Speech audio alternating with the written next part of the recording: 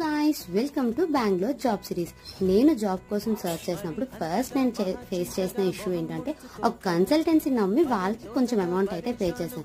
అదే నేను చేసిన ఫస్ట్ బిగ్గెస్ట్ మిస్టేక్ మాట.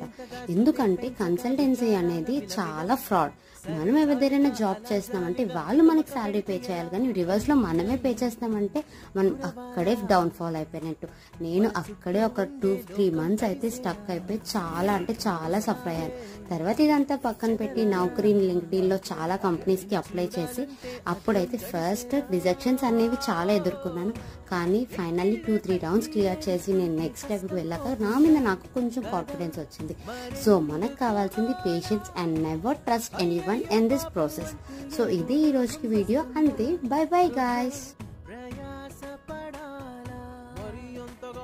చింతగా మొహం ముడుచుకోగల సరే జాలిగా అలా జాలిగా తికమక